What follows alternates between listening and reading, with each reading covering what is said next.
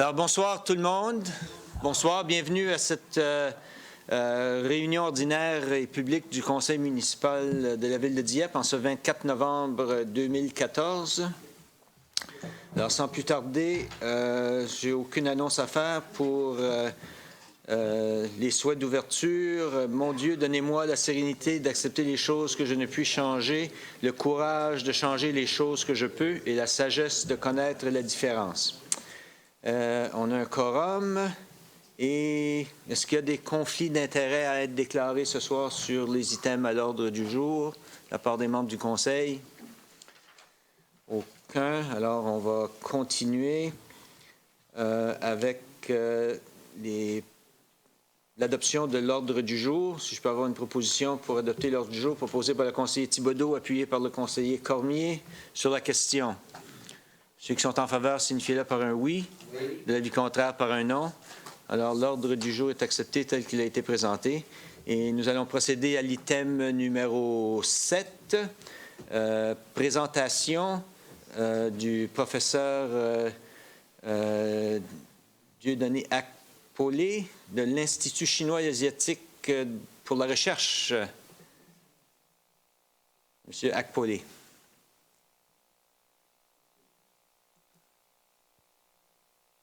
Bonsoir et bienvenue. Voilà. Bonsoir, Monsieur le maire. Bonsoir, mesdames et messieurs. Merci de m'avoir donné l'occasion de faire cette présentation à propos de l'Institut chinois et asiatique pour la recherche. Je vais donc donner un bref aperçu de l'Institut et vous donner aussi une idée de ce que nous faisons et présenter le cadre dans lequel nous désirons travailler avec la municipalité de Dieppe et les municipalités francophones de la région, non seulement de la région du Nouveau-Brunswick, mais aussi de la région atlantique en général.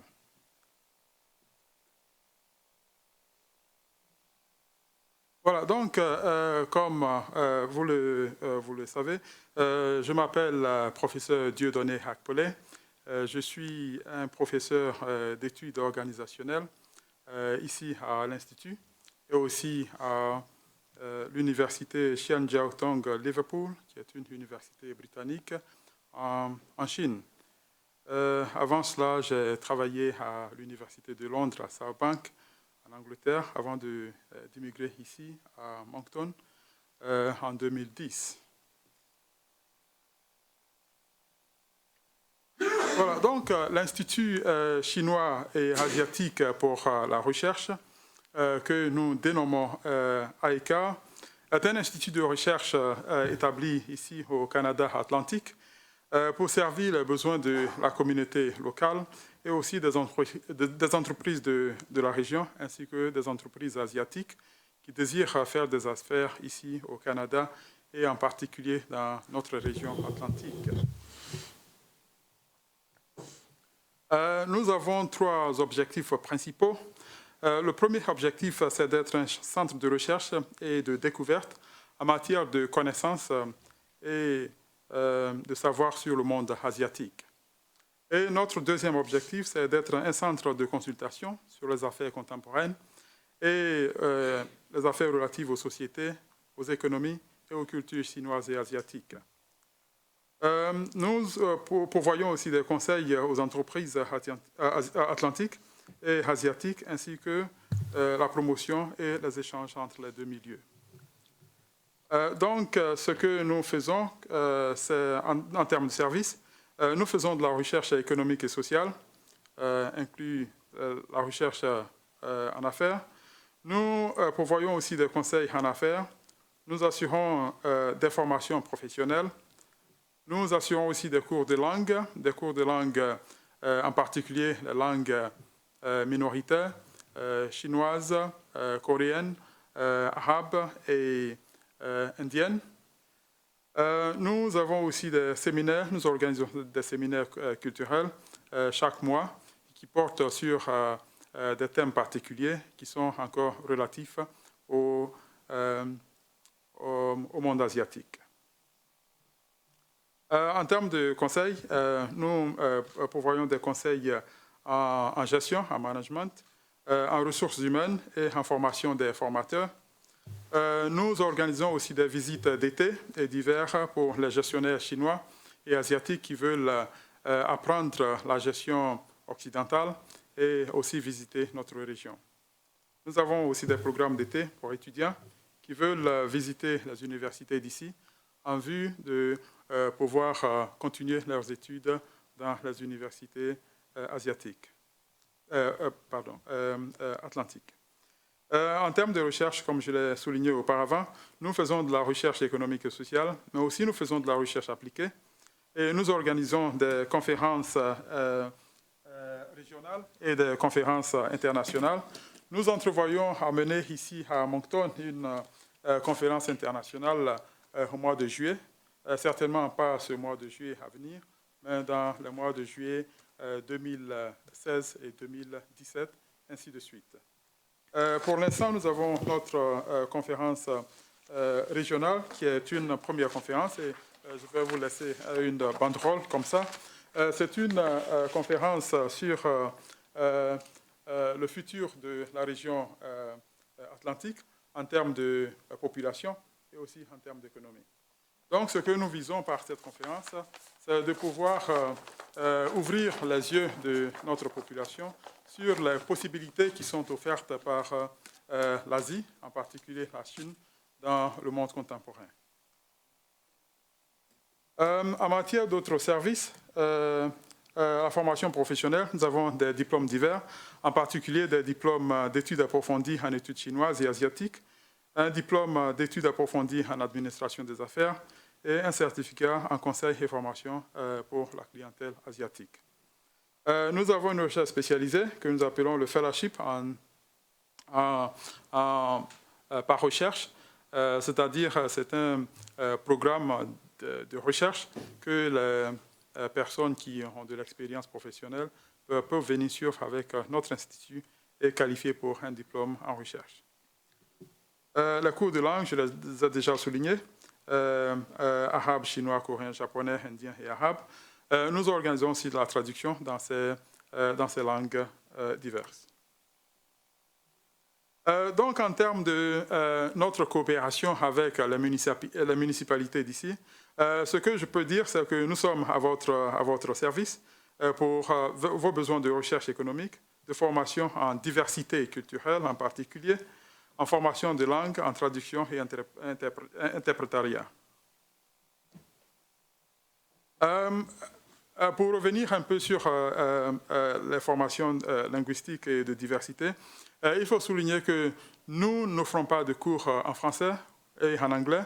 Nous nous spécialisons seulement dans les langues minoritaires. En termes de partenariat avec les municipalités et gouvernements provinciaux aussi, nous entrevoyons de travailler en particulier avec le monde francophone dans le domaine ci-dessus, dans le développement des compétences culturelles, la préparation pour l'intégration des immigrants de haut niveau professionnel. Donc, ce que nous faisons, c'est ne pas assurer la formation des immigrants d'un niveau bas, mais ceux qui ont des maîtrises ou des doctorats qui viennent ici et qui se tournent et qui deviennent des chauffeurs de taxi à long terme. Nous voulons sauver ces personnes-là et les insérer dans des entreprises qui pourront les employer dans le futur. Nous assurons aussi la préparation de vos visiteurs en Asie. Par exemple, si vous vous entrevoyez envoyer une délégation en Asie, particulièrement en Chine ou en Inde, nous avons le personnel qualifié sur place pour assurer une formation préliminaire ou élémentaire qui vont leur permettre de pouvoir communiquer quand ils arrivent en Asie. Nous avons aussi l'établissement de liens entre les entreprises atlantiques et les entreprises chinoises qui veulent faire des affaires dans notre milieu. Le deuxième volet de mon intervention sur les possibilités de travailler avec le monde francophone, c'est que nous entrevoyons de créer un poste que nous appelons chargé de développement francophone. Nous désirons créer ce poste pour se consacrer à la communauté francophone dans les diverses provinces, c'est-à-dire ici, à la Nouvelle-Écosse, l'île du Prince-Édouard, et ouvrir ces communautés sur les possibilités qui existent dans l'ère de la globalisation.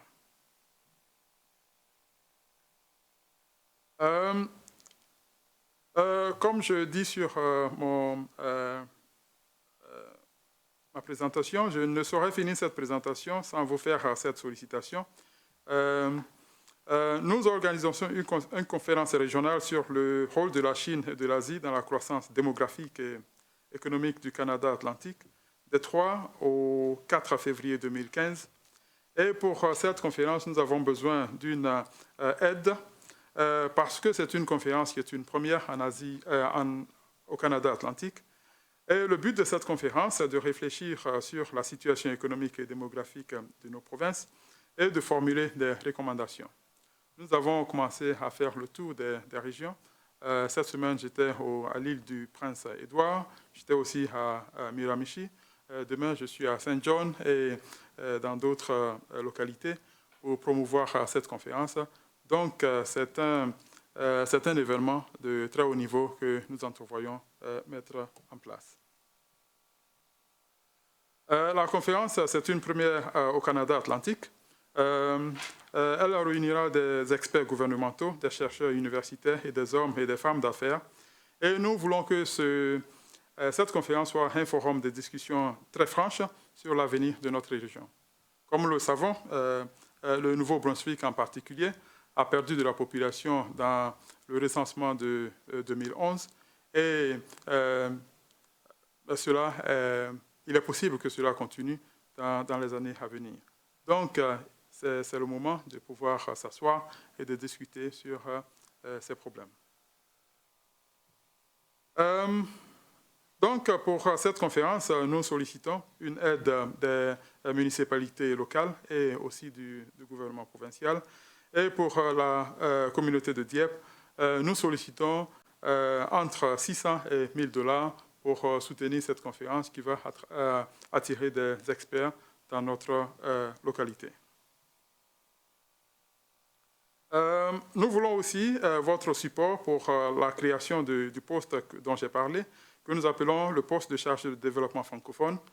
Présentement, nous savons que les écoles anglophones bénéficient de la langue chinoise, surtout dans les lycées, dans les high schools, et cela n'est pas pour délivrer dans les écoles francophones. Nous voulons donc faire de même pour la communauté francophone, ici à Dieppe et dans les alentours, pouvoir présenter aux élèves des lycées une introduction aux langues chinoises ou aux langues minoritaires, parce que nous savons que ces minorités sont en croissance dans notre région. Donc, votre support, nous allons faire une demande au gouvernement provincial. Ce que nous attendons des municipalités locales, c'est une lettre de support pour dire que bien, ce poste est un poste nécessaire, c'est un poste intéressant qui va pouvoir ouvrir de nouvelles possibilités aux populations francophones. Donc, nous demandons pour une année 39 000 $ pour couvrir cette position qui va travailler ici à Dieppe et dans les autres communautés francophones en Nouvelle-Écosse et à l'île du Prince-Édouard. Donc, pour finir, je vais conclure que l'Institut chinois et asiatique pour la recherche est ici pour vous servir. Nous invitons donc votre participation active dans les initiatives que nous prenons, qui sont d'intérêt commun. Et avec votre apport, nous savons que nous pouvons réussir et nous sommes sur la voie de devenir une force régionale parce que dans la région, il n'y a pas d'institut similaire, ni ici au Nouveau-Brunswick, ni en Nouvelle-Écosse, à l'île du Prince-Édouard ou au Labrador. Donc, je vous remercie de votre attention. Si vous avez des questions, je suis prêt à prendre vos questions. Merci. Merci pour votre présentation. Question de la part des membres du Conseil. Monsieur le conseiller Béliveau. Merci, Monsieur le maire. Je m'excuse si je l'ai manqué, mais votre conférence du 3 et 4 février l'an prochain va avoir lieu où encore? C'est à Moncton et nous avons le Crown Plaza pour la conférence. Merci. C'est tout? Quelqu'un d'autre? D'autres questions? Sinon, je vous remercie pour votre présentation, puis M. Melançon fera suite à vos demandes. Alors, encore une fois, merci, puis c'est un plaisir de vous rencontrer pour une deuxième fois. Et puis, vous aurez de nos nouvelles dans les prochaines semaines. Je vous remercie. Merci. Vous allez laisser l'affiche pour Madame Duguay. Alors, on l'affichera ici à l'Hôtel de Ville.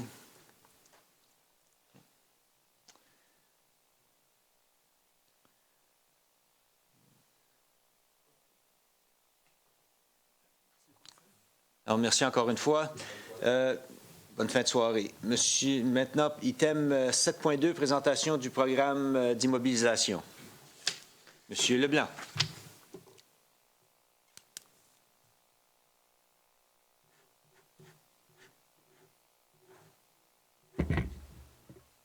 Bonsoir, Monsieur le maire, membre du Conseil. Je suis ici pour vous parler du programme de construction sur les routes qu'on a l'objectif d'accomplir durant les prochaines 4 années. Donc, qu'est-ce qu'on a fait? On a présenté d'une façon visuelle qu'est-ce que vous avez reçu sur papier, des tableaux Excel avec plein de chiffres, tout ça. On l'a mis d'un format plus visuel pour voir sur quelle route il y aurait des travaux les prochaines années.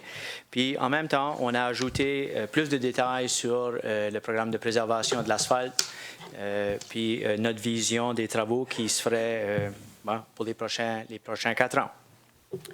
Donc, qu'est-ce que je propose de faire? C'est de passer chacune des cartes, puis donner des explications pour chacune des 4 années avec les routes qu'on s'attend de travailler dessus. Donc, si on regarde la carte pour 2015, le projet principal qu'on espère d'accomplir, c'est bien sûr les rénovation ou réparation de la route 106, la rue Acadie-Amiro à travers le marais de Chartersville. Donc, c'est un projet d'envergure. Puis, on s'attend de commencer durant l'hiver, si tout tombe en place. La majorité des travaux qui seraient sur la rue se feraient durant les mois d'avril à la fin de l'automne. On voit aussi donc c'est le seul projet de construction de route autre que le petit bout de la rue Benjamin qui est dans le parc industriel où il y a très peu de circulation aujourd'hui. Si on passe au projet de resurfaçage, on voit les travaux sur la rue centrale, par exemple, de la rue Barachois à la rue Vanier. On voit aussi sur le chemin Fox Creek des travaux de resurfaçage là, de l'Amiro à Melançon, la pleine longueur. Puis, on va remplacer un ponceau qui est situé pas loin du chemin Leblanc qui commence à nous donner des problèmes sérieux. Donc, tout ce travail-là se ferait l'année prochaine. En plus du resurfaçage sur la rue Pascal, du resurfaçage sur la rue Adélard-Savoie et sur la rue Dysart, qui est un plus petit morceau. Vous verrez aussi qu'on a des endroits pour du micro-surfaçage, c'est les lignes vertes sur le dessin. C'est des petits bouts de rue ici et là à travers la ville, incluant les rues Gorvette et Thérien, qui relient la Champlain et le Chartersville. Dans le lotissement Dieppe-Est, on qu'est-ce que vous allez voir, c'est sur une période de 3 ans, on ferait du travail pour mettre des bordures en béton le long de ces rues-là, puis les resurfacer. Donc, ces rues-là sont dues pour être, l'asphalte est dû pour être refait. Donc, on veut profiter de ce temps-là pour venir faire des bordures en béton. C'est des bordures en asphalte aujourd'hui qui se brisent beaucoup chaque année avec la neige, les déneigements, toutes sortes de choses comme ça. Donc, ça, c'est les rues Airport, Tower et une section de la rue Légère qui sont proposées pour 2015. La rue Champlain, on voit les deux extrémités. Ça, c'est la demande qui a été faite au ministère des Transports. Puis, donc ça résume pas mal qu'est-ce qu'il y a pour l'année 2015. Si on va à... Peut-être avant qu'on aille plus loin, on va prendre les questions une année à la fois. OK. OK. Alors, est-ce qu'il y aurait des questions sur la présentation pour 2015? Monsieur le conseiller Thibodeau. Merci, Monsieur le maire. Je remarque qu'on va faire du resurfaçage sur la rue Fox Creek, puis depuis un certain temps, j'entends le conseiller Leblanc qui demande toujours que les fossés soient remplis. Là, qu'on fasse des trottoirs, est-ce que c'est dans les plans de faire ça en même temps ou est-ce que ça ne fait pas partie du projet? Qu'est-ce qui est proposé là? C'est uniquement resurfacer l'asphalte existante. OK, merci. Monsieur le conseiller Leblanc. Merci, Monsieur le maire. C'était sur le même genre de question que le conseiller Thibodeau, là. Dans la municipalité, jusqu'à des routes avec une circulation assez importante, est-ce qu'il y a des chemins autres que le Fox Creek qui concourent les fossés dans la municipalité? Le premier qui vient à l'idée, c'est Melançon. C'est juste à côté. Il y a sur Melançon, à partir de la rue Célestin, qui est juste ici. Oups, ça c'est ma plume, mauvaise plume. Ici, jusqu'aux limites de la ville, c'est des fossés, puis le chemin Bourque aussi, d'un bout à l'autre, puis Fox Creek, c'est 3 rues principales, avec des fossés. J'apprécie vraiment le fait, puis les gens qui conduisent dessus vont apprécier la nouvelle bande de roulement. Là. Je suis convaincu sur le chemin Fox Creek. Juste, ça donne un petit peu d'inquiétude, parce que lorsqu'on fait une bande de roulement, ça veut dire qu'on a dans l'idée que cette rue-là ne sera pas regardée pour plusieurs années dans le futur. Toute bonne chose, il y a des inquiétudes. Là. Moi, ça groupe mes inquiétudes de voir que une fois qu'on a fait le resurfaçage, c'est certain qu'on ne va pas regarder à améliorer la sécurité de la route. On ne va pas retourner, après d'avoir eu fait le resurfaçage, puis dire, OK, bien là, c'est sûr, on va sécuriser la route, puis remplir les fossés, puis mettre un trottoir. On voit, parce que ça, je vais pouvoir dans l'autre discussion, je ne vois pas de prospérité pour aller dans cette avenue-là pour plusieurs années. Là. Non, on prévoit, il n'y a rien de prévu dans le programme de 5 ans pour revenir sur le chemin Fox Creek. Si on veut mettre des bordures, puis un trottoir de un côté sur cette rue-là, un ordre de grandeur, c'est 3,1 millions de dollars. C'est ça ma prochaine question. Si on avait des coûts estimés de ce que ça pourrait engendrer de vouloir faire l'amélioration complète de la rue.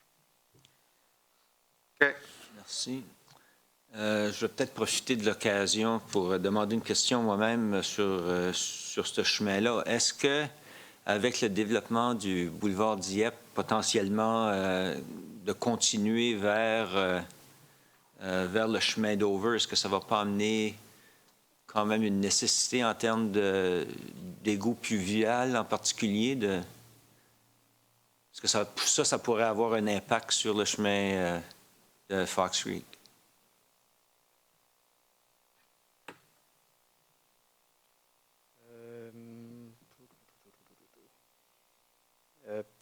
Non, pas pour le chemin Fox Creek.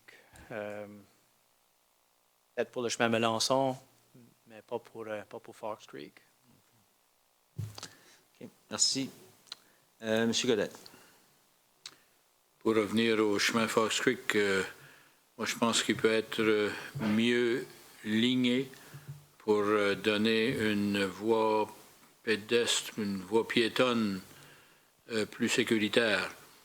Je crois que les voies automobiles sont plus larges que nécessaire, puis plus larges que d'autres voies automobiles. Alors, je souhaiterais que le lignage soit différent pour la sécurité des gens qui essayent de l'utiliser à pied ou à bicyclette. L'autre question, du côté de Lake Burn, dans le regroupement des maisons moyennes, là, est-ce qu'il n'y aurait pas moyen de faire ça en 2 ans plutôt que 3? Techniquement, il n'y a aucune difficulté à faire ça. C'est une question de budget. Parce que c'est pas un montant énorme de ce que je vois là. Puis si on le divisait en 2 au lieu de 3, il me semble que ça serait un peu plus logique, puis ça serait beaucoup plus avantageux et satisfaisant pour les citoyens. Donc, il y a environ 800 000 de bordure en béton à placer. Le restant, c'est des travaux d'asphaltage. Ça relève vraiment des budgets. On a choisi ces rues-là en fonction du besoin de la surface d'asphalte à être réasphaltée. Donc, les rues Airport et Tower sont un petit peu moins bonnes aujourd'hui que les autres. On commence avec ceux-là, puis à mesure qu'on avance dans le temps, les autres se rendent à peu près à ce niveau-là. Donc, c'était ça la logique. Pas de problème à le faire dans 2 ans si c'est ça le vœu du Conseil. Par exemple, la rue Emmanuel, au moins, qui serait la rue qui les rejoint, là. En tout cas, je laisse ça, M. le maire, ça pourrait être une considération dépendante des propositions qui sont faites des propositions budgétaires. au point de vue des contrats, mais je le mets sur la table de cette façon-là. Peut-être à considérer, M. Leblanc, dans le développement de votre programme. Merci. Est-ce que, en réponse à la première intervention du conseiller Godette concernant le lignage, soit que j'ai rêvé, là, ça m'arrive des fois, là, ou bien qu'on m'a dit que la question du lignage du chemin Fox Creek, une fois le resurfaçage, que c'était pour être changé. On n'a pas de plan définitif. C'est quelque chose qu'il faudrait examiner, mais il y a des possibilités de changer les lignes quand on refait l'asphalte, il n'y a pas de doute. Puis, on pourrait considérer quelque chose comme qui a été fait sur le chemin Melançon, entre Fox Creek puis le boulevard Dieppe, où il y a une voie piétonne de chaque côté, par exemple, qui est un petit peu plus étroite. Puis, les voies de circulation un petit peu plus étroites aussi. Donc, ça, c'est un autre scénario qui serait plausible pour cette rue-là. Merci. Ce n'est pas le scénario des voies piétonnes des 2 bords, mais un côté comme il faut. Oui, facilement un côté, sans doute. Merci. Monsieur Béliveau. Merci, M. le maire. La question de la largeur de la voie chaussée sur le Fox Creek, est-ce qu'ils sont à l'extérieur des standards ou des normes de la municipalité? Parce qu'ils s'annoncent comme s'ils sont plus larges qu'ailleurs. Est-ce que c'est le cas? Est-ce qu'ils sont de la même largeur qu'ailleurs de la ville? Parler des voies pour les véhicules? Oui, pour les véhicules. Ils sont aux normes de TAC. On en a de différentes largeurs dans la ville. Puis ça, c'est le standard qui est recommandé, 3,75 mètres de large. Alors, est-ce qu'on aurait considéré de les rapetisser, de les mettre moins larges? Oui, bien, on peut les amener à 3,5 mètres, par exemple, ou 3,4 mètres. Ça fait que ça libère un petit peu d'espace, plus d'espace pour les piétons. Ça roule un petit peu plus serré pour les véhicules, par contre. Quand tu as des gros véhicules qui roulent sur la rue, ben, les piétons vont se sentir comme si que les véhicules roulent un petit peu plus proche d'eux autres. Surtout si on divise les voies piétonnes en 2. pour éviter l'échange de peinture C'est ça. entre les véhicules. Oui. Oui. Hey. Ça fait que, mais qu'est-ce qu'on a fait sur le chemin Melançon, c'est dans les normes aussi, c'est juste un petit peu plus étroit. Ça fait que pour les véhicules, il y a moins de marge de manœuvre. Ouais. C'est ça qui est le compromis. Puis la chose que je soulève aussi, si vous êtes en train de regarder à des possibilités dans DIEP-S d'accélérer le travail, qu'est-ce qui ne va pas être fait? Parce que vous avez utilisé justement des montants que vous prévoyez obtenir dans les budgets subséquents. Si vous voulez le faire en 2 ans au lieu de 3, qu'est-ce que c'est qui va manquer à l'appel pendant ces 2 ans-là? Ben, ça, c'est le genre de décision qu'il faudrait que le Conseil fasse. S'il y a des trade-offs à faire d'un côté ou d'un autre. Merci, M. le maire. Merci. Alors, on aura peut-être un aperçu de ça quand on va changer puis parler de 2016.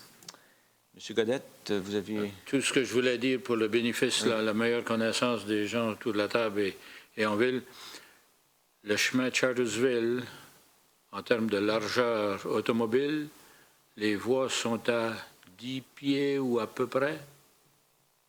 3 mètres, oui, 10 pieds. Et ceux-là sur le chemin Fox Creek sont à En métrique, c'est 3,75 mètres. 12 donc, pieds ça plus. fait 12 pieds, un petit peu plus. Alors, si on revenait à 11 pieds sur Fox Creek, ça donne à peu près 2 pieds additionnels pour la sécurité des piétons. C'est ça mon point. Et on sera encore avantagé, ou les automobiles seraient encore avantagés de 1 pied, c'est-à-dire presque un tiers de mètre dans chaque voie, ce qui, à mon sens, serait bien raisonnable. Merci. Alors, on continue maintenant. S'il n'y a pas d'autres questions sur 2015, on passe à 2016. OK.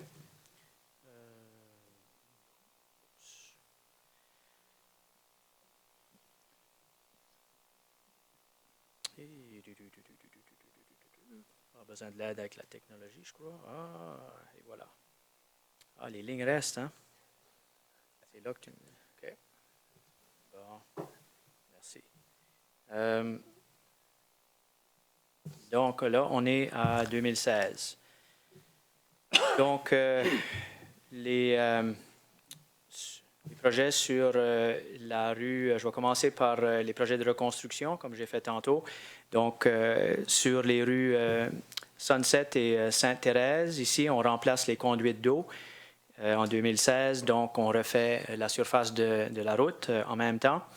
Puis, le projet sur le chemin Chartersville, entre Bourque et Pascal, celui-là inclut possiblement l'installation d'un égout sanitaire sur cette section-là, parce qu'il y en a une partie qui n'y a pas d'égout sanitaire. Ça inclurait aussi le remplacement du ponceau qui est à travers la rue.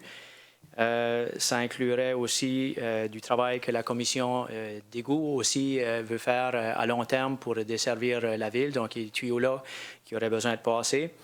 Puis, resurfacer la rue. Donc, la rue, effectivement, serait creusée pas mal de fond en comble là, par le temps qu'on ait fini le projet et reconstruite. Pour le projet, on va aller voir les routes désignées. Donc, sur les routes désignées, on veut travailler sur la rue Champlain, de Industriel à Midland, puis on a un ponceau qu'on veut remplacer à travers la rue Champlain, aussi tout près de la rue Dawson. Si on va vers le programme de préservation de l'asphalte de la municipalité, on a... je vais effacer mon barbouillage ici, comme ça. Et on va aller avec du rouge. Donc, refaire une section de la rue Thomas, de Gauvin jusqu'à Thaddée, Chartersville, de Bahama à coin de la Thomas centrale, la Melançon, de Amiro à Centrale, Melançon de Amiro à Bourque, faire le resurfaçage et puis ensuite du micro-surfaçage pour le restant jusqu'au boulevard Dieppe. Puis ensuite, quelques petits bouts à faire dans le secteur de j'appelle le vieux Dieppe, petit bout de Gaspé, Peel, la Tour. Puis, on revient à Dieppe-Est, la deuxième de 3 années, avec la rue Copp et la rue Emmanuel. Puis, les autres rues, c'est en vert sur votre dessin, c'est des petits bouts de rue ici et là où on a du microsurfaçage à faire. Donc, c'est tout pour 2016. C'est tout pour 2016. Alors, question, M. le conseiller Godette. Quand on regarde encore à Lakeburn, il me semble que 16 est tellement un petit projet que ça n'a quasiment pas de sens entre ce qui pourrait être fait, à mon avis, en 2 étapes.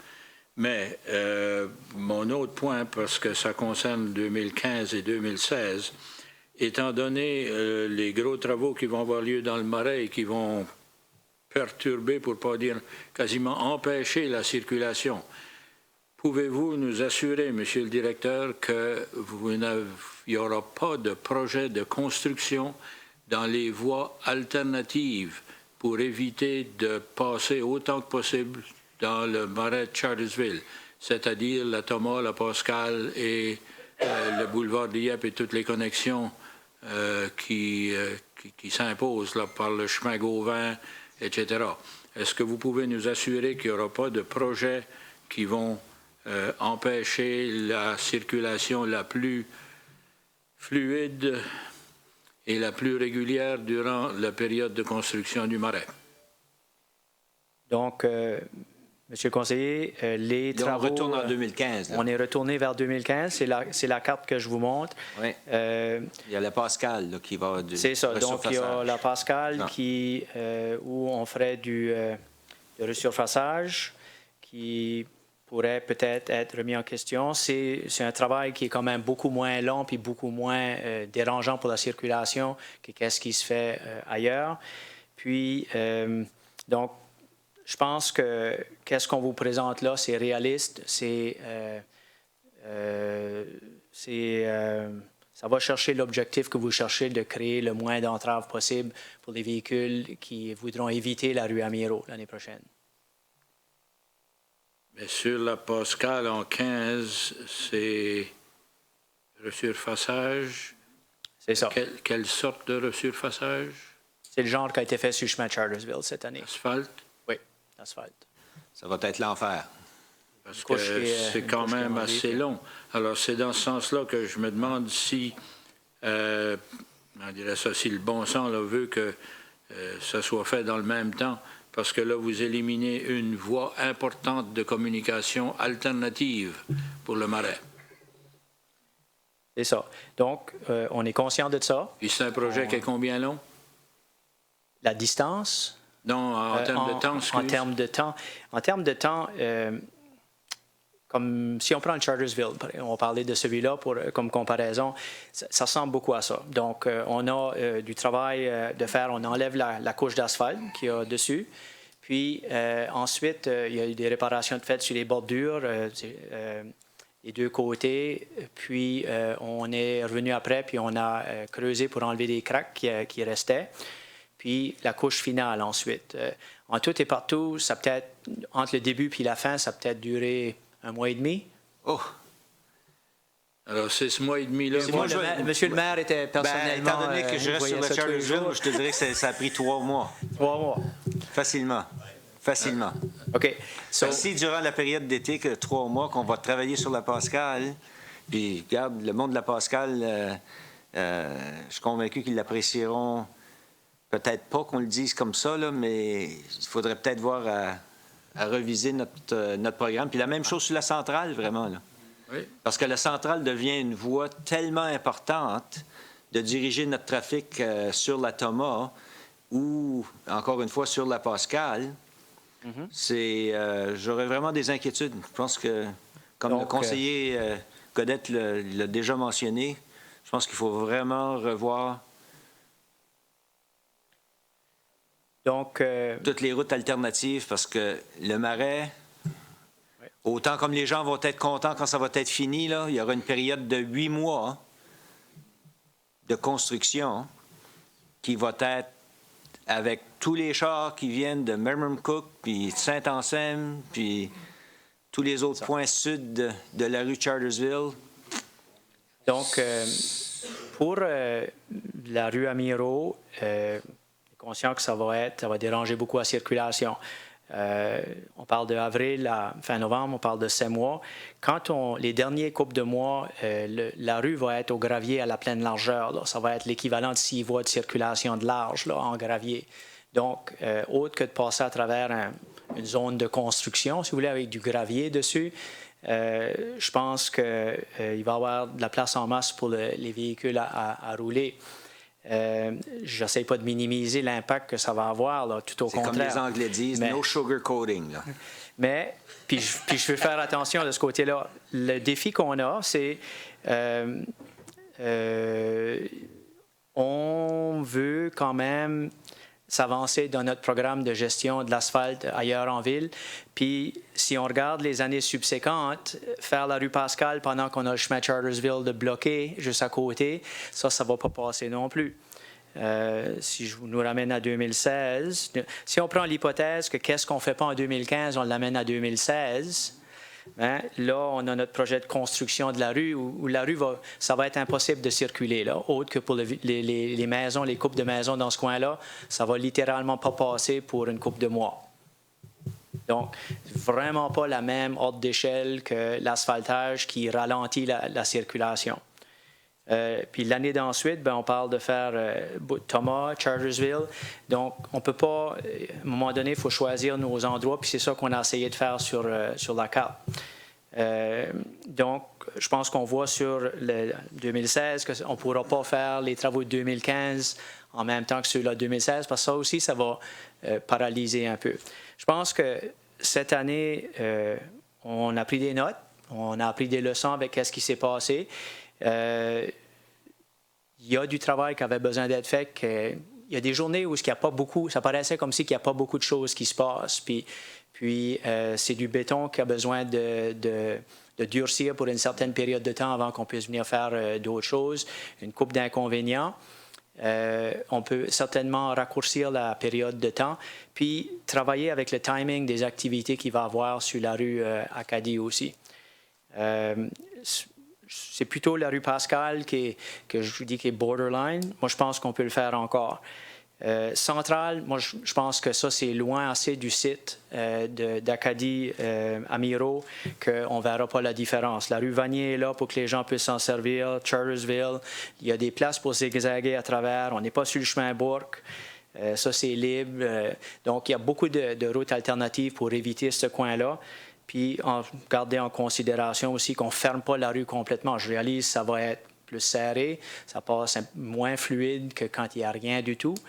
Mais c'est ça qui est notre défi de ce côté-là. Le défi est lancé. Monsieur Leblanc. Merci, Monsieur le maire. Quelques inquiétudes. Je sais, lorsqu'on parlait de les routes qui pourraient causer un impact, lorsqu'on va fermer l'Acadie, aussi qu'il y a quelqu'un qui a remarqué le montant de circulation qui passe justement Fox Creek. Là.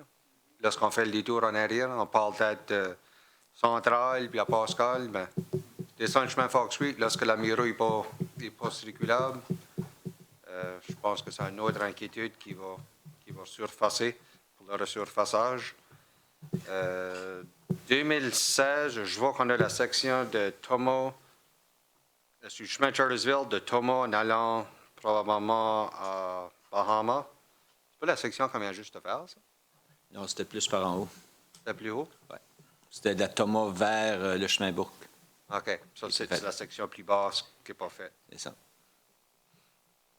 C'est tout? Oui. Je pense pas qu'il n'y a pas de solution magique parce que tu gardes tous les années.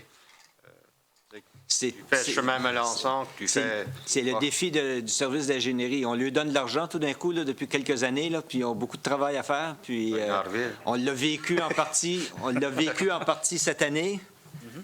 Ça a été difficile. On l'a entendu de tout le monde sur le boulevard Dieppe, sur le chemin Gauvin, sur la Chartersville. Tout le monde est bien content maintenant que c'est fini. Mais c'est Tu gères-tu d'enlever le budget, c'est tout ça? Ou? Monsieur le conseiller Thibodeau. Merci, Monsieur le maire. Moi, ma question porte sur, un peu sur là où on dit qu'on va faire du resurfaçage sur la Thomas en 2016. La Thomas, est-ce qu'on n'est pas censé la faire bifurquer pour s'en aller vers la France, rejoindre la France directement? Est-ce que c'est pas un peu du gaspillage de faire ça au moment où on va, quelques années plus tard, on va faire changer la trajectoire de cette rue-là?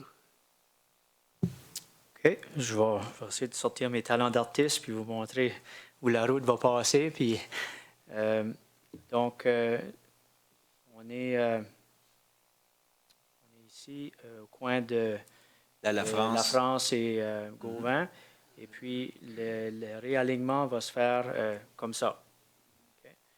Donc, la partie entre la Gauvin puis la Thériault, il n'y a aucune difficulté. Ça reste là, dans le produit final. La seule partie qui est en question, c'est une excellente question, c'est la partie ici entre la Thaddée et la De Varenne. Puis, donc ça, c'est quelque chose qu'il faudra qu'on regarde de proche. Cette année, on a retardé de finir le projet du réalignement de la Thomas. La partie que j'ai dessinée en bleu, je pense que c'est prévu pour 2018 ou 2019.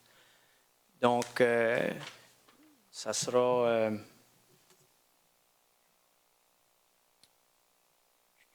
2019, oui.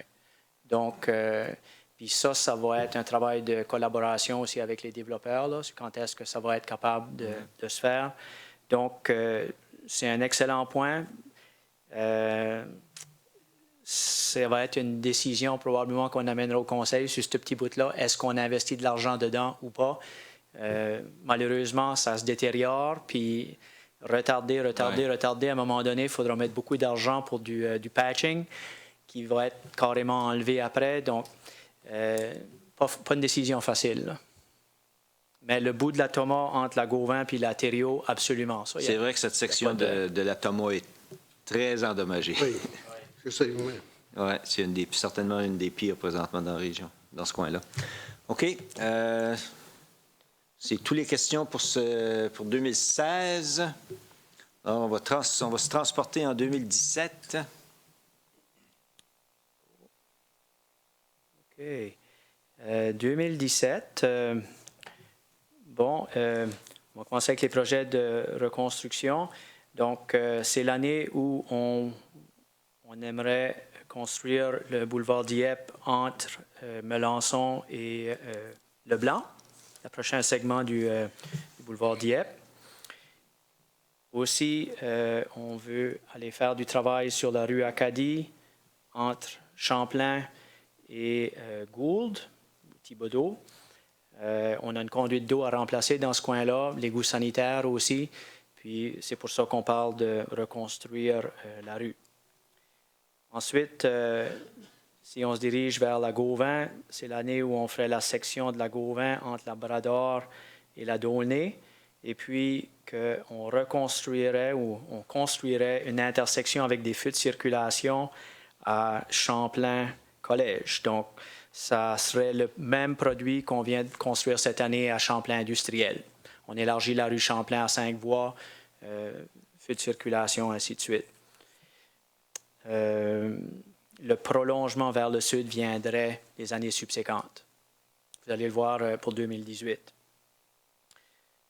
Puis aussi, on regarde à mettre des feux de circulation à Melançon, à Miro.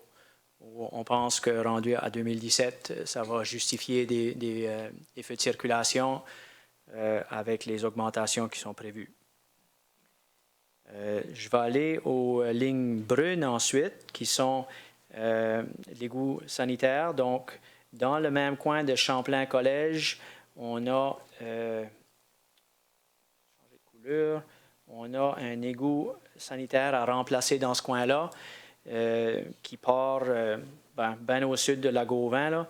Donc, on veut installer ce tuyau-là en dessous de les rues qu'on va arranger, bien sûr, avant qu'on les finisse. Donc, c'est ça la stratégie. On a encore du travail, pas mal de design puis des choses à faire, mais en 2017, ça va nous donner la chance de nous enligner de ce côté-là.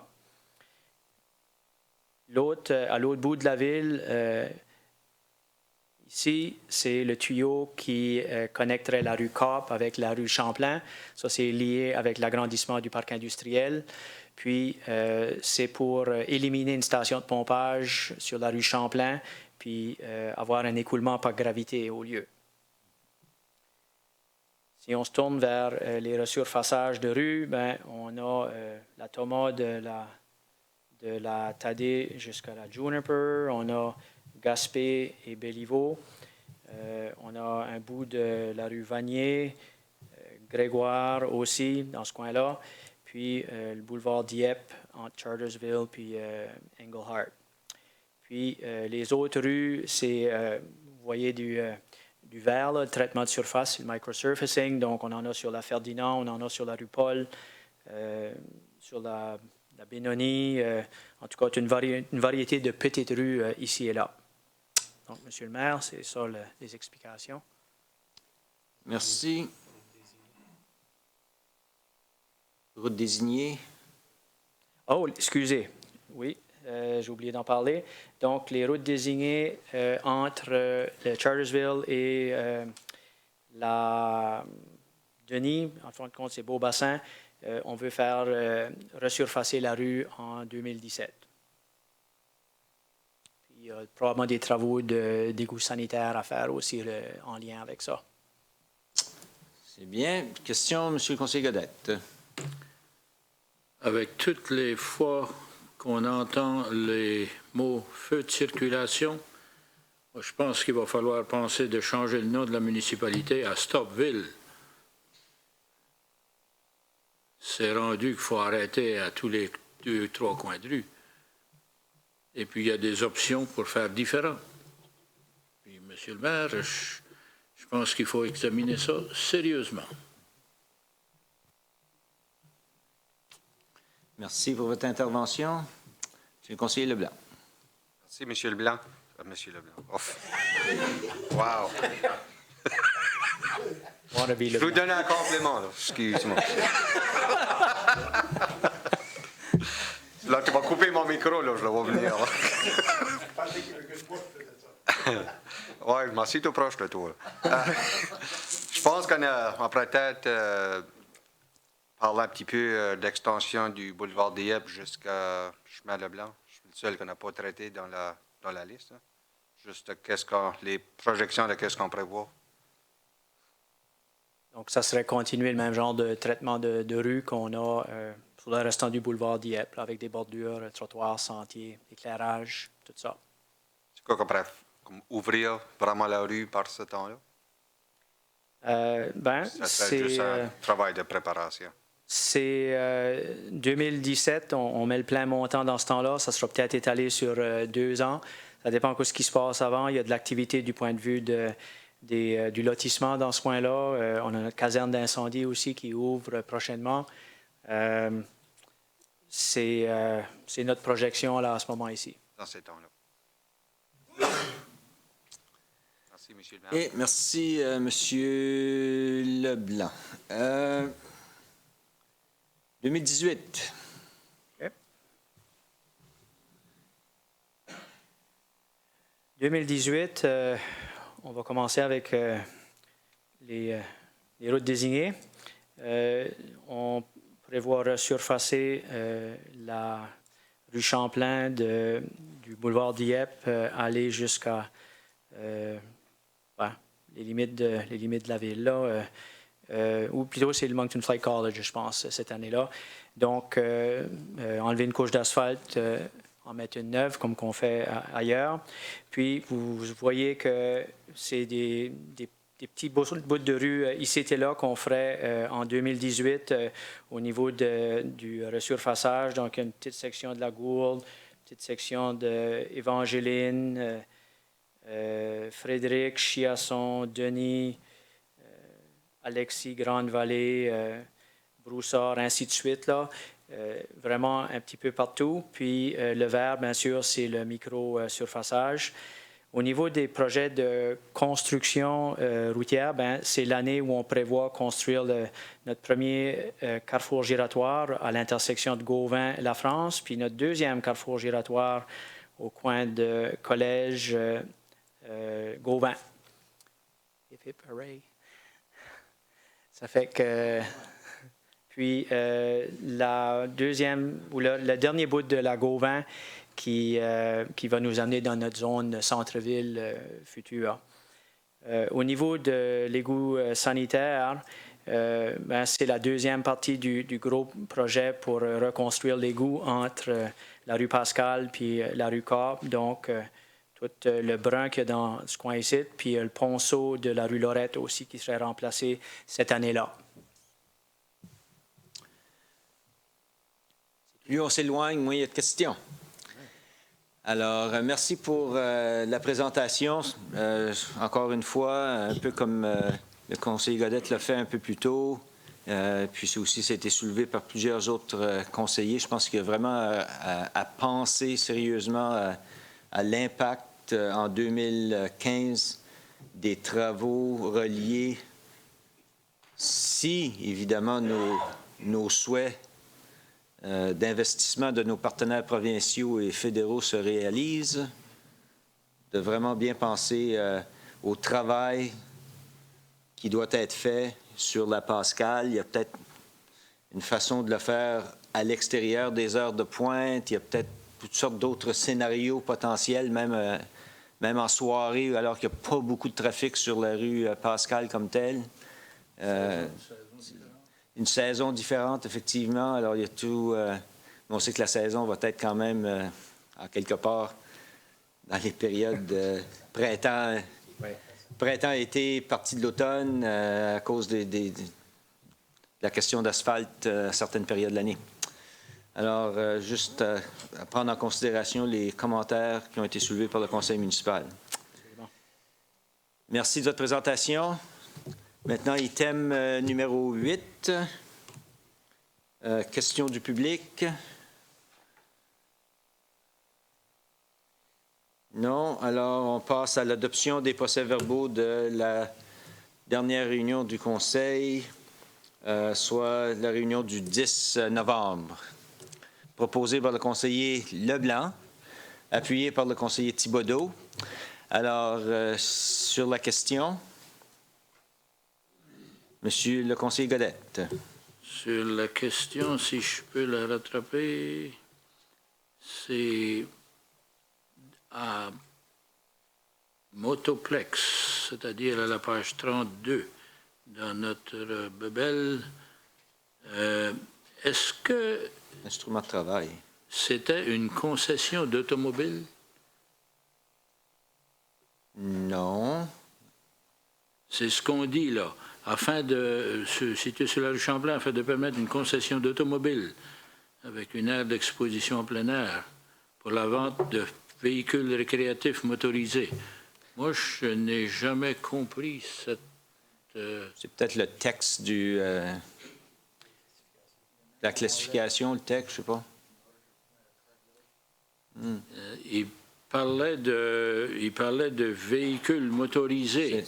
Mais pas d'automobile. Ouais. C'était des véhicules récréatifs, des 4 roues, puis des choses du genre, là.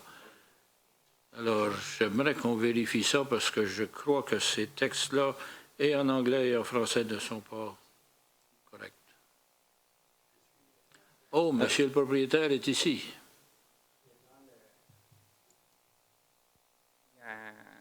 Vous avez une association qui est spécifique pour les concessionnaires d'automobiles. Puis il y a des bylaws ou des lois qui ont été faites pour les concessionnaires. Puis quand ils ont fait mon plan, ça a juste tombé sous les mêmes règlements. Juste les mêmes lois. Si un concessionnaire de char fait son parking, ça prend le Outdoor Display Court qu'ils appellent. Ils ont juste mis la même chose de l'association pour les concessionnaires de chars. Comme ça, est-ce qu'on peut lui demander, comme ça, c'est pas votre intention Non. d'avoir des automobiles? Pas du tout. Alors, Je pense qu'il faudrait voir si c'est vraiment nécessaire que ce soit ces mots-là. Là. Ça, c'est une question technique avec M. Frenette. Peut-être nous revenir là-dessus au niveau du conseil, puis si ça peut être changé pour être plus... pour refléter les activités présentement qui prennent place, on devrait à ce moment-là le faire. sans désavantager ce qu'on a exactement. approuvé jusqu'à maintenant Oui, effectivement. pour Motoplex. Effectivement. C'est bien clair. Effectivement. Alors, c'est noté. Monsieur Thibodeau. Merci, M. le maire. C'est à la page 34, on dit « Le maire s'absente de la salle du conseil et laisse la présidence au maire suppléant à 20h08 », mais nulle part ça indique le retour du maire. Est-ce que ça ne devrait pas être... Ah oui?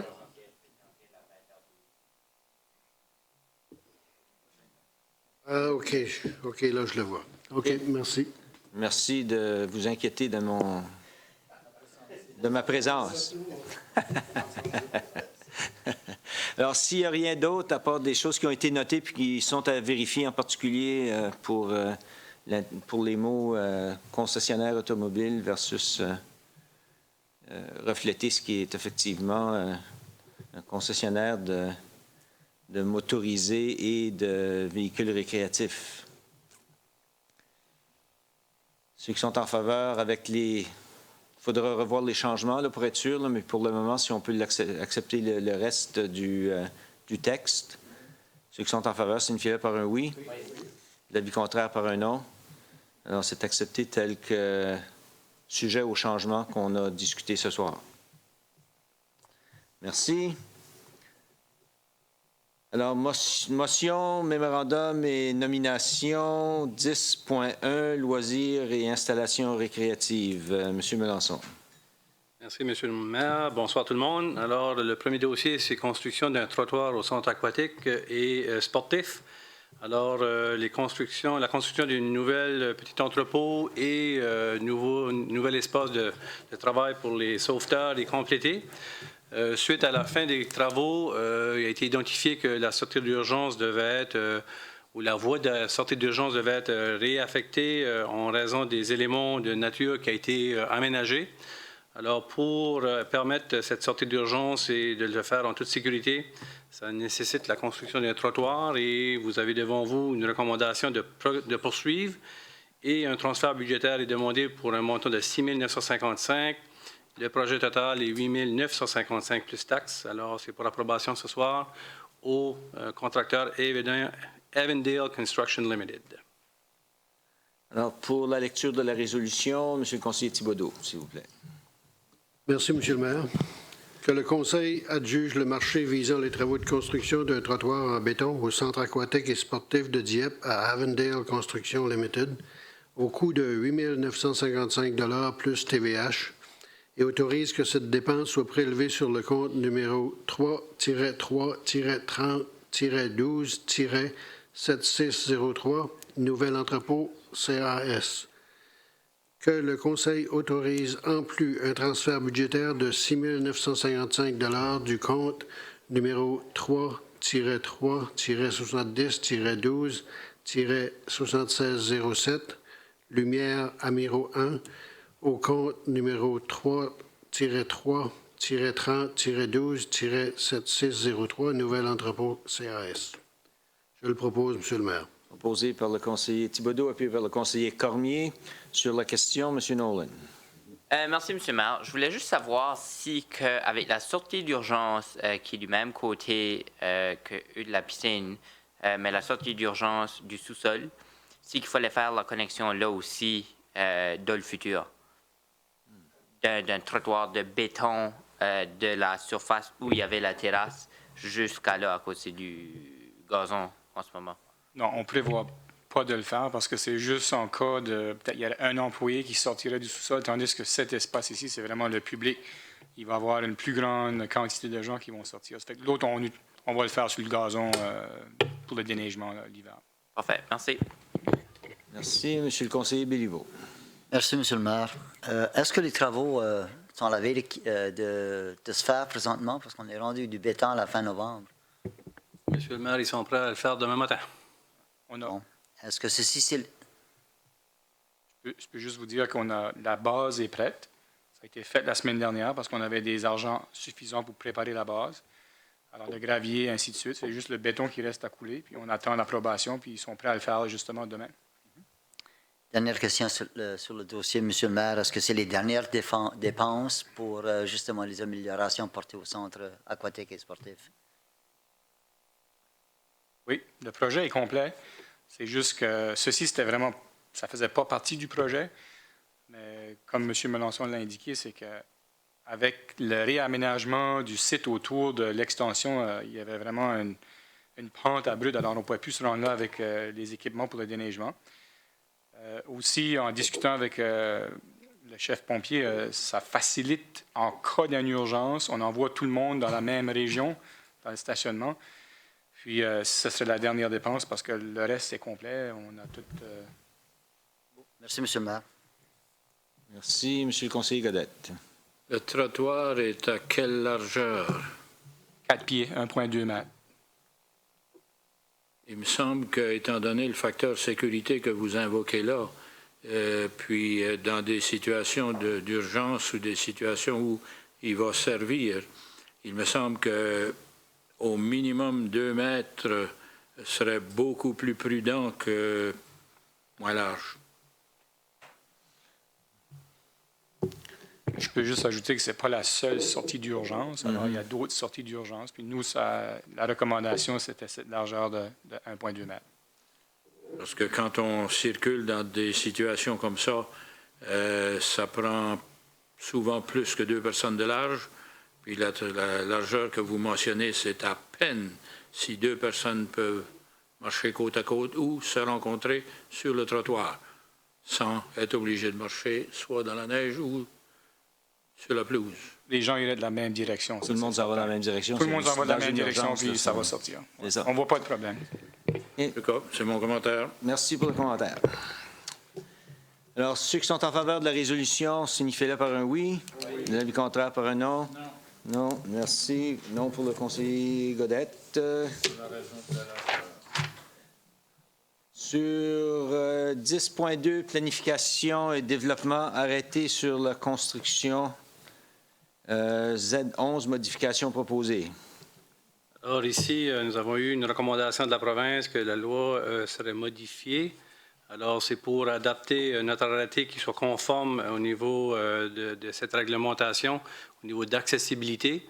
Alors, afin d'être conforme, on procède à la lecture de l'ajout de cet élément. Pour la lecture de la résolution, M. le conseiller Brideau. Merci, M. le maire. Que le Conseil demande l'avis du comité en matière d'urbanisme relativement aux modifications proposées à l'arrêté de construction numéro Z11, visant l'adoption du code du bâtiment portant sur la conception sans obstacle dans le but de se conformer à la modification de la loi sur l'urbanisme, obligeant l'adoption de ce code. Je vous le propose, M. le maire. Proposé par le conseiller Brideau. Est-ce qu'on a quelqu'un pour appuyer, M. le conseiller Thibodeau, sur la question? Sur la question, M. Béliveau. Merci, Monsieur le maire. Je peux bien comprendre que ceci s'applique aux bâtiments de la municipalité. Et seulement sur la municipalité, c'est bien ça? Monsieur Frenette. Monsieur le maire, pour répondre à la question de Monsieur Béliveau, c'est au niveau de la province. C'est maintenant obligatoire. C'est justement pour adapter les nouveaux bâtiments, que ce soit un bâtiment multifamilial de 20 unités et plus. Le nouveau code va exiger qu'à partir de 20 unités et plus, il doit avoir, suite à 20 unités et plus, par tranche de 20, il doit avoir une unité là, qui soit adaptée aux personnes ayant un handicap. Donc, si on a un bloc appartement de 21 unités, il doit y avoir une unité que soit les poignées de porte vont être plus basses, les comptoirs dans les salles de dîner, plus d'espace dans les toilettes, etc., etc. Il y a d'autres normes aussi au niveau du stationnement, les grandeurs exigées là, pour justement les personnes à mobilité réduite. Donc, ce n'est pas seulement pour les bâtiments municipaux, mais aussi pour des bâtiments multifamiliales. Est-ce que ça s'applique aussi à des systèmes d'accès à des édifices, en autre mot, des édifices qui sont capables d'ouvrir par l'électrique, en autre mot, un ouvre-porte? Les édifices, vous parlez de... Bien, que ce soit un édifice à logement de 20 unités et plus, est-ce qu'ils sont obligés d'avoir un accès dans lequel ils n'ont pas besoin, une personne en fauteuil roulant est capable tout simplement activer la porte pour l'ouvrir? Je pourrais vérifier avec la question là, pour la prochaine rencontre. Ça a vérifié passer au travers, mais j'aurais tendance à dire que oui. Mais je vais vérifier pour valider là, votre question. Puis le tout aussi ajouterait le besoin d'examiner si qu'ils ont accès, en autre mot, qu'il y a des rampes et non des escaliers pour être capable d'accéder à l'édifice. Si j'ai bien compris que nous, à la municipalité, tous nos édifices sont accessibles. Tous nos édifices permettent à une personne en fauteuil roulant d'activer une porte pour entrer, d'activer une porte pour sortir. Si je me trompe, il y a peut-être encore notre aréna centenaire, puis encore, je ne le sais pas.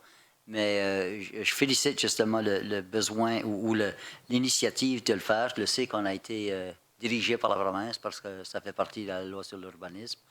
Je voudrais aussi voir qu'on encourage nos développeurs, les bâtisseurs, également d'avoir cette idée-là en tête, parce que je pense que ça devient un élément qui leur permet de louer ou de vendre, si que justement les mesures nécessaires pour aider à des personnes qui ont des capacités réduites pour accéder à soit des logis ou à des commerces. Alors, j'apprécierais les renseignements quand ils deviendront disponibles. Merci, M. le maire. Merci. S'il n'y a pas d'autres questions, ceux qui sont en faveur de la résolution, signifiez-le par un oui. L'avis contraire par un non. Alors, la résolution est adoptée telle que présentée. Prochain item, 10.3.1. Projet de remplacement de l'aqueduc sur le chemin Gauvin. Alors, c'est approbation pour des frais d'ingénierie additionnels. Alors, suite à la conclusion, à la termination de ce projet, il y a eu des éléments additionnels qui se sont ajoutés pour un montant de 18 755 au projet du chemin Gauvin et 5 252 $ pour le projet au niveau du chemin Gaspé, Thibodaux et Gould. Alors, c'est pour approbation ce soir pour autoriser ces paiements-là. Merci pour la lecture de la résolution. Monsieur Leblanc.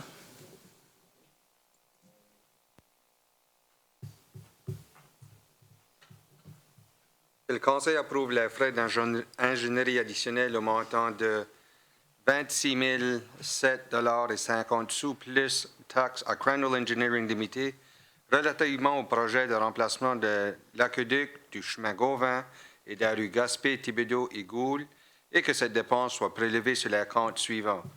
18 755 $, compte numéro 3-3-35-58-7618, budget d'immobilisation générale, remplacement de l'aqueduc chemin Gauvin, et 7 252,50 $ du compte numéro 4-3-90-58-7618, budget d'immobilisation d'eau et d'égout, remplacement de l'aqueduc chemin Gauvin. Je vous le propose, Monsieur le maire.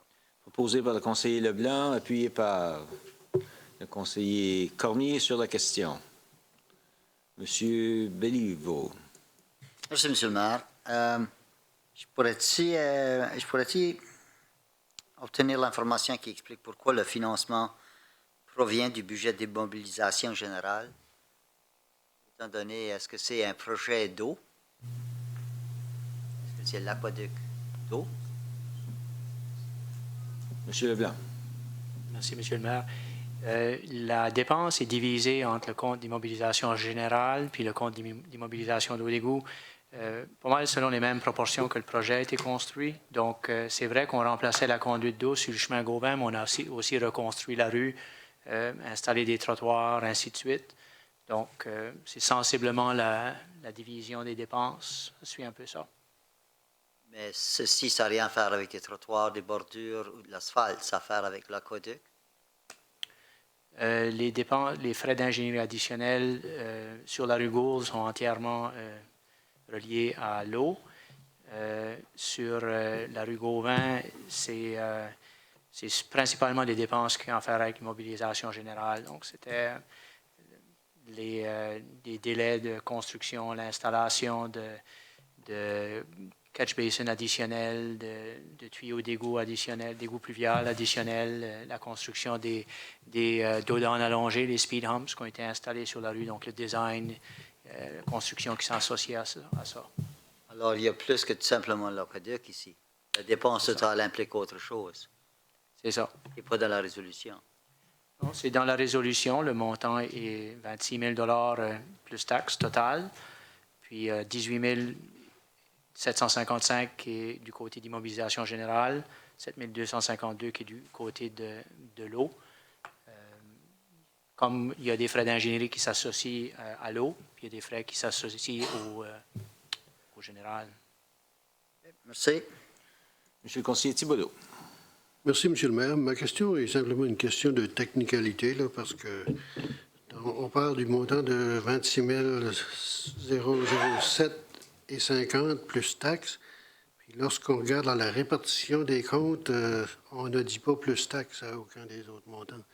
Donc, il faudrait peut-être rajouter ça pour l'inclure ou bien les ajouter au un est relié à l'autre. Oui.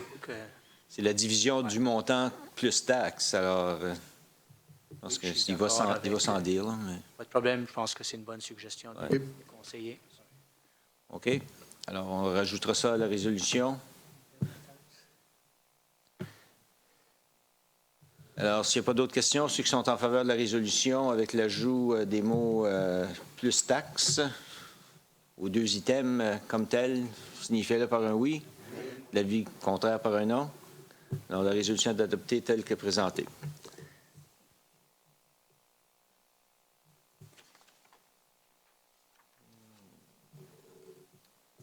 Alors, prochain item, 11.1. Pour l'arrêter.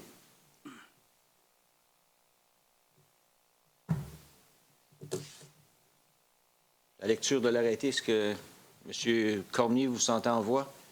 Oui, merci, M. le maire. Un arrêté numéro Z-6-25, un arrêté modifiant l'arrêté concernant le plan municipal de la ville de Dieppe. Le conseil municipal de Dieppe du Mont-Réunier édicte ce qui suit. Un arrêté concernant l'adoption du plan municipal de la ville de Dieppe, soit l'arrêté numéro Z-6, édicté le 14 avril 2008 et déposé au bureau d'enregistrement du comté de Westmoreland sous le numéro 25467813 le 25 avril 2008 est modifié comme suit. L'annexe A-1 en date du 31 janvier 2008, intitulé « Plan d'occupation du sol » est mentionné dans le cadre du plan municipal, est modifié par la carte ci-jointe à titre d'annexe A-1-23 et je le propose comme lecture de son intégralité. Proposé par le conseiller Cormier, appuyé par le conseiller Nolan sur la question. Sur la question, M. Leblanc. Merci, M. le maire. Je vois qu'à soir, on va procéder à deuxième et troisième lecture de l'arrêté. Lecture dans son intégralité et troisième lecture, par titre seulement. Oui.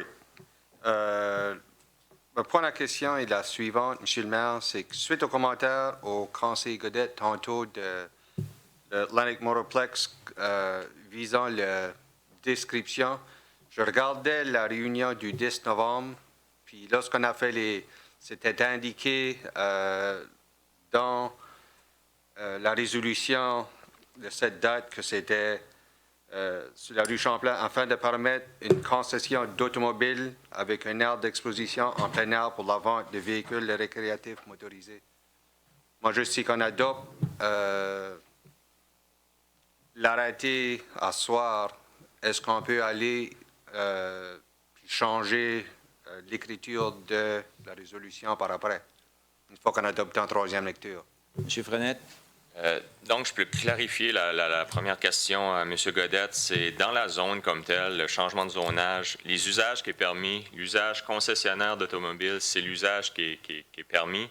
La clarification, vraiment, c'est lorsqu'on lit qu'est-ce qui est la définition de concessionnaire, d'une concession d'automobile dans l'arrêté de zonage, je peux vous le lire, puis c'est là où on trouve tout là, le type d'usage qui est demandé.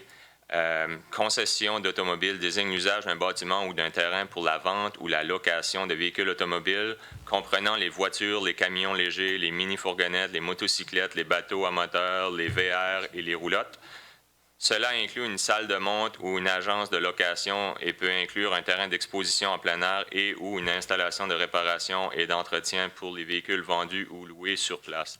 Donc, avec l'usage qui est permis dans la zone, ça englobe tout dans le fond, l'usage qui est projeté là, sur le terrain puis qui est déjà sur le terrain à l'heure actuelle. Merci pour cette clarification. Alors, il n'est pas nécessaire de rien changer. Alors, est-ce qu'il y a d'autres questions sur l'arrêté Z625? S'il n'y a pas d'autres questions, ceux qui sont en faveur de l'adoption après la lecture dans son intégralité, signifiez-le par un oui. Oui. L'avis contraire par un non. Alors, l'arrêté est accepté tel que présenté en lecture par son intégralité. Maintenant, pour la troisième lecture par titre seulement et adoption du changement, de la modification. M. Cormier. Merci, M. le maire. Arrêté numéro Z-6-25, un arrêté modifiant l'arrêté concernant le plan municipal de la ville de Dieppe et je le propose en troisième lecture. Merci. Et appuyé par le conseiller Brideau sur la question. Ceux qui sont en faveur, signifiez-le par un oui.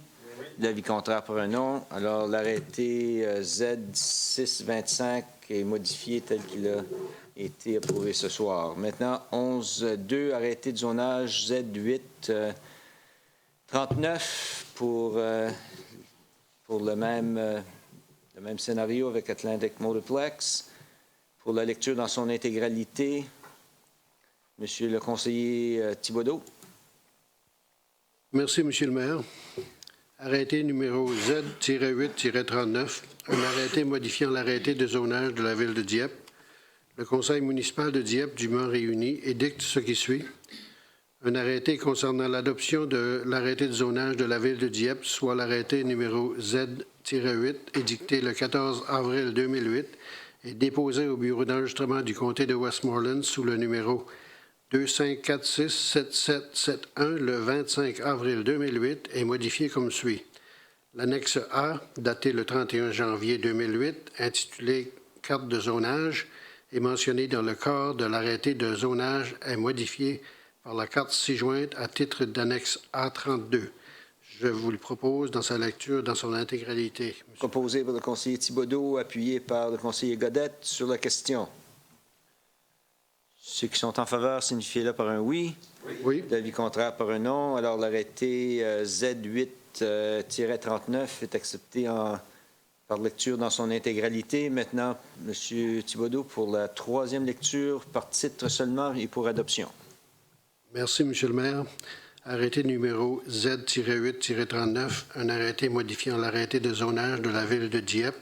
Je vous le propose en troisième lecture par son titre et adoption. Merci. Proposé par le conseiller Thibodeau, appuyé par le conseiller Godette sur la question.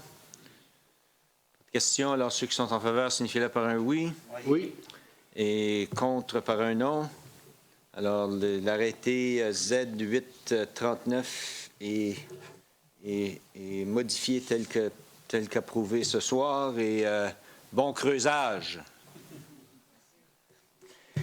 Alors, item 12, avis de motion.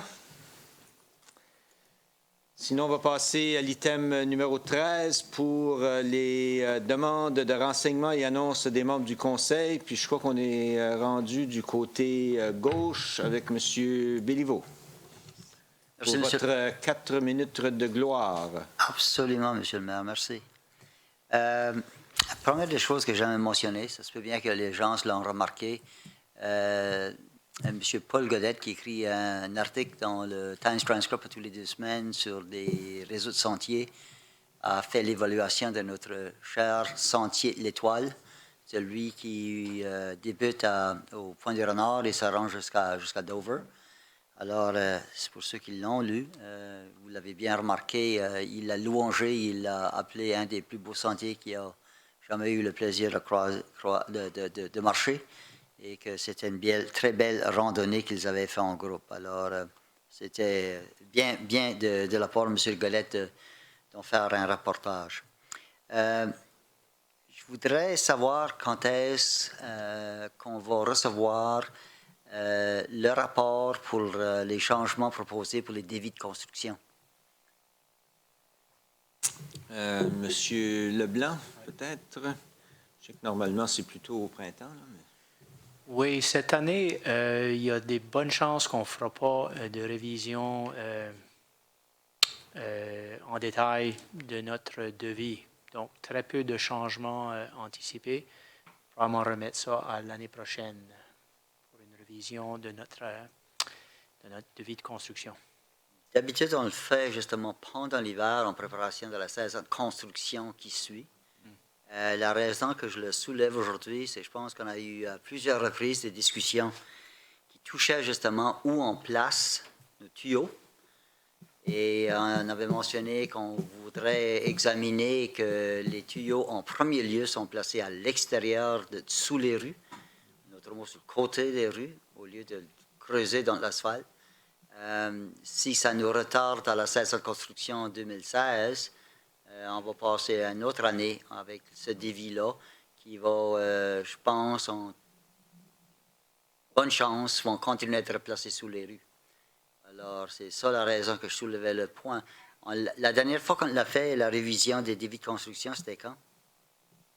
On a fait une révision le printemps 2014. Pour la saison 2014. Oui. Et habituellement, vous disiez que c'est seulement tous les 2 ans? Il n'y a pas d'horaire fixe. On l'a fait plusieurs années de suite. Puis là, il y a des années où il n'y a presque rien de changé dedans, juste quelques mots, quelque chose de même. Puis là, on serait dû pour faire une évaluation en profondeur. Là, mais je ne voyais pas ça pour cet hiver-là, plutôt l'année d'ensuite. Monsieur le maire, je vais suggérer que ça y soit fait pendant les mois d'hiver cette année en préparation de la construction pour 2015. Ça nous a été à plusieurs reprises demandé pourquoi on continuait de placer tout le tuyautage eau, égout, eau pluvieux, etc., sous nos rues, puis qu'on sait qu'il y avait un bris d'eau ou autre, qu'on se trouvait justement être obligé de déterrer parfois de l'asphalte qui était récente. Alors, c'est une recommandation que j'ai faite pour considération de date future de l'administration et avec vous, évidemment. Le dernier point, Monsieur le maire, est le dernier rapport qu'on a reçu de la GRC Kodiak. J'ai pris note qu'il y avait eu à 9 reprises une intervention de notre force policière partagée où ils avaient fait des enquêtes sur des arrêtés municipaux. Est-ce que ça aurait été des enquêtes municipales pour la ville de Dieppe? Je ne sais pas, il faudrait que tu me donnes les spécifiques sur les cas, puis je pourrais te dire. C'est seulement le rapport. Nous autres, on n'a pas quel arrêté a été examiné, dans quelle municipalité, on ne sait rien. Okay, il y a 9 incidents. Je pourrais faire une recherche là-dessus, puis je peux revenir avec ça. Durant quelle période, là? Une semaine en particulier? La fin de semaine. Le dernier rapport de la semaine qui vient de terminer hier. Okay. Merci, M. le maire. Peut-être répondre à M. Melançon par courriel qui pourra faire parvenir aux membres du Conseil. Pas de trouble. Merci. Merci. Du côté des modifications au devis, peut-être faire un rapport au Conseil, M. Leblanc, sur spécifiquement sur cet aspect-là. Je pense que ce ne serait peut-être pas nécessaire de faire un examen global de toute la brique au complet, là, mais peut-être sur le sujet en particulier, comme le conseiller Béliveau l'a souligné, c'est un sujet qui a été soulevé à maintes fois, et puis voir comment on peut ou pourquoi on ne devrait pas aller dans cette direction-là. Merci. Monsieur le conseiller Thibodeau. Merci, Monsieur le maire. Je n'ai absolument rien à annoncer, ni aucune demande de renseignement cette semaine. Merci. Monsieur le conseiller Cormier. Merci, Monsieur le maire. Je suis dans la même position que le conseiller Thibodeau. Rien à rapporter. Merci. Monsieur le conseiller Godette. Oui, Monsieur le maire, moi je voudrais remercier toutes les personnes qui ont travaillé à l'organisation du congrès de l'Association des municipalités francophones du Nouveau-Brunswick. Je pense que ça nous a fait honneur à Dieppe et je sais que plusieurs participants de partout dans la province ont trouvé que c'était très bien chez nous. Au Festival international du cinéma francophone, il y a eu 2 films en particulier qui ont reçu, comment je dirais ça, mention spéciale. Celui-là, des Sceaux sur le traité d'Utrecht. C'est un documentaire sur la réalité qui a voulu qu'en 1713, l'Acadie ait 40% de la superficie nord-américaine ait été transférée à l'Angleterre par la France, le Portugal, la Hollande et d'autres pays. Alors, c'était un sujet très intéressant et Paul Bossé a reçu 2 prix pour son film. Alors, je voudrais le féliciter et signaler, si jamais vous avez l'occasion de voir ce film-là sur Utrecht, c'est un documentaire historique fort intéressant.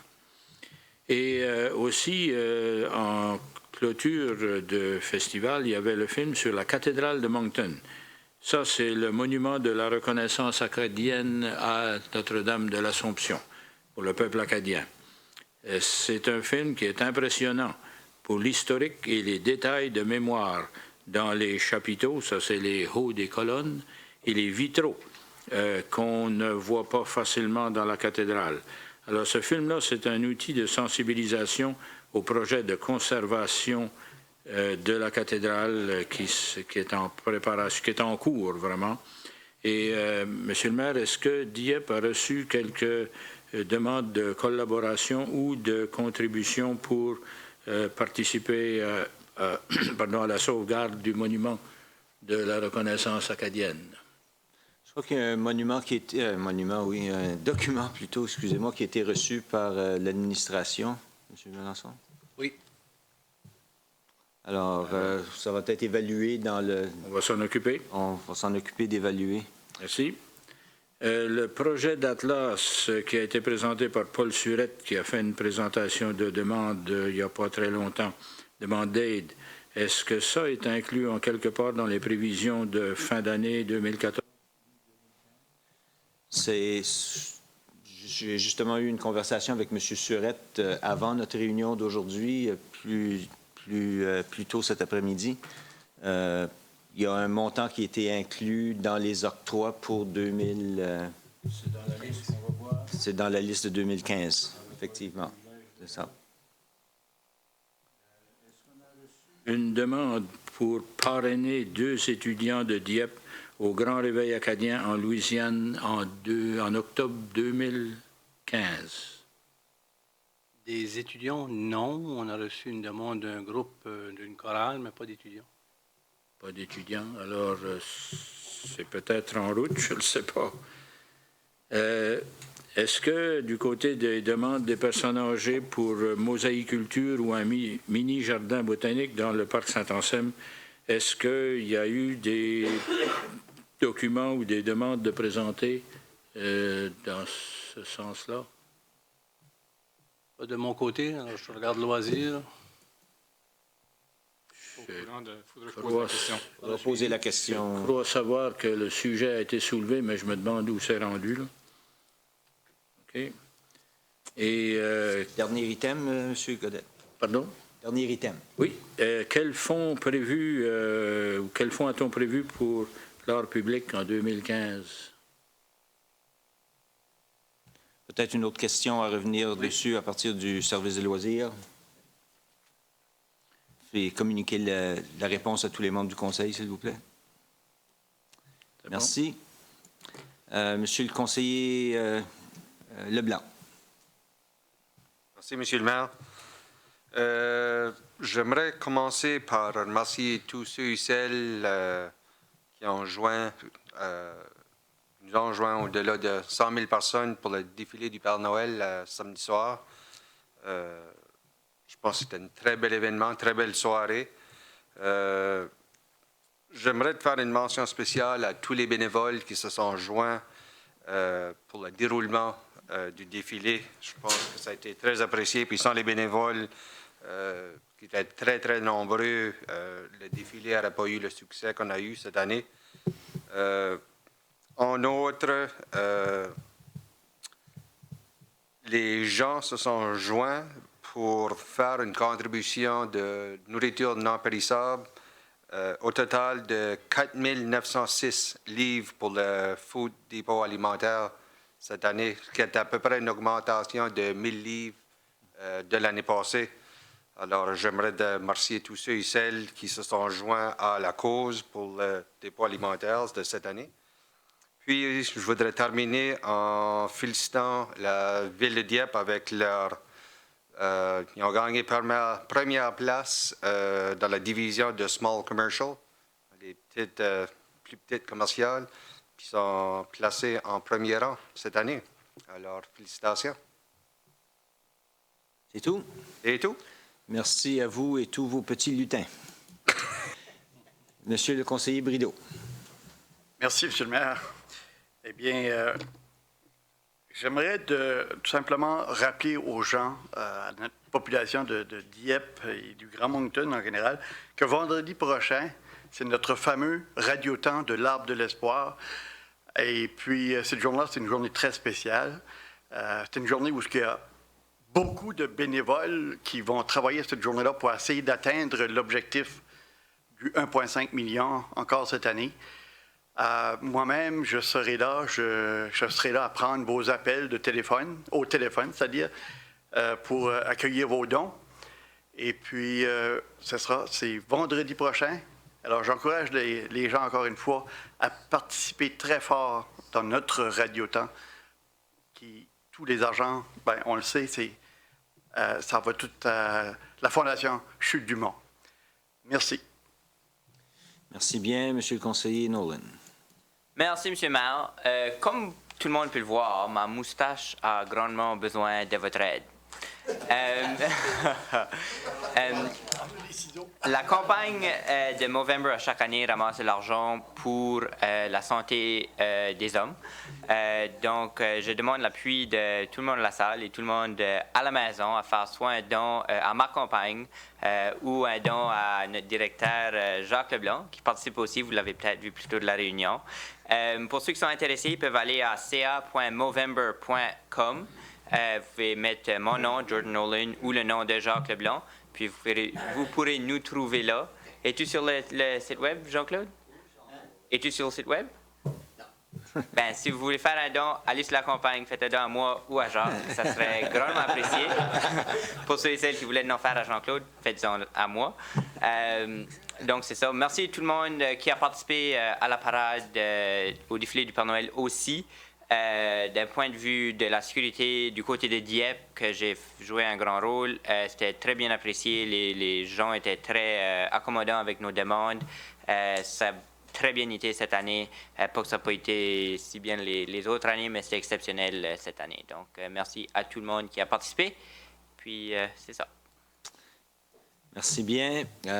Alors, moi aussi, je voudrais souligner évidemment le succès de la 25e réunion annuelle de l'Association francophone des municipalités du Nouveau-Brunswick et remercier tout le monde qui a participé, évidemment, tous les membres du conseil qui sont venus en très grand nombre participer aux différentes conférences, mais surtout pour leur service au-dessus des attentes normales de la part de notre directeur général, M. Melançon, et aussi de Mme Nicole Leblanc, qui a été la grande organisatrice de tout ce qui était logistique. Et puis, évidemment, la logistique a pris un tournant plutôt difficile lorsqu'on a appris la fermeture de l'hôtel Ramada, ce qui a quand même changé les plans pour tout le monde. Mais c'est toujours... des fois, ces choses-là arrivent c'est un mal pour un bien. Alors, on verra ce que le futur nous amènera, mais encore une fois, sur le sujet de la réunion de la 25e réunion. Et aussi féliciter notre ancien maire, M. William Bill Malenfant, pour avoir été pour avoir reçu le prix Louis-J. Robichaud pour sa participation, sa contribution au niveau municipal. Alors, c'est tout pour cette soirée. Bonne fin de soirée à tous. Oh, non, c'est pas vrai. J'ai oublié. Merci à tout le monde pour l'effort qui a été fait durant la dernière semaine pour les budgets municipaux.